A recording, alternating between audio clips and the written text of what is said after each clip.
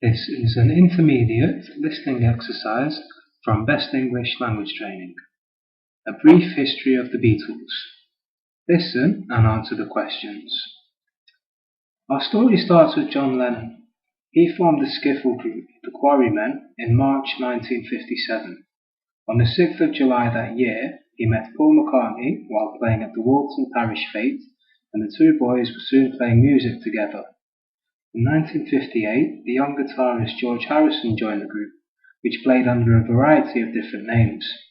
In 1960, they travelled to Hamburg, Germany, where they finally became the Beatles.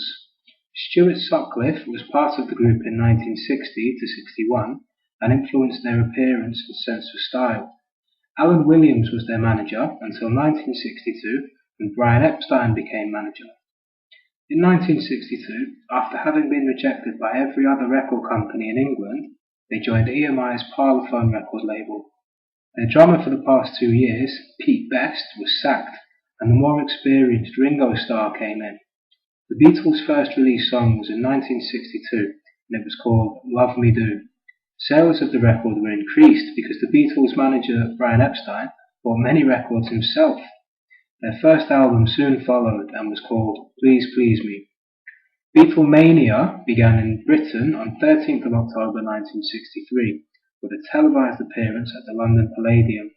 Although the band was experiencing great popularity on the record charts in England by 1963, Parlophone's American counterpart, Capitol Records, which was owned by EMI, didn't release the singles Love Me Do, Please Please Me, and others in the United States, because they didn't believe a British band would be successful in America. Beatlemania eventually happened in the United States, with 3 national television appearances by the Beatles on The Ed Sullivan Show on the 9th, 16th and 23rd of February in 1964.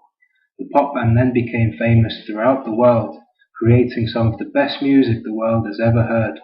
Not everyone liked the Beatles, however, and John Lennon caused great controversy when he said that the Beatles were more popular than Jesus. The Beatles performed their last concert in Candlestick Park in San Francisco on the 29th of August 1966. From this time until the group broke up in early 1970, the Beatles concentrated on making some of the most remarkable recorded pop music of the 20th century. The Beatles' financial fortunes hit problems, however, when their manager Brian Epstein died in 1967, an event which really shocked and saddened the band. That same year, the Beatles became the first band ever globally to broadcast on television, but the members were growing apart.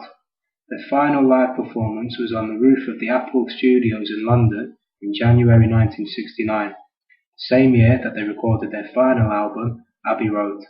The band officially broke up in 1970, and a few months later, Let It Be followed as their last commercial album release. Any hopes of a reunion were crushed when John Lennon was assassinated in 1980. A virtual reunion occurred, however, in 1995 with the release of 2 original Lennon recordings, which the 3 remaining Beatles played on. These songs were called Free as a Bird and Real Love.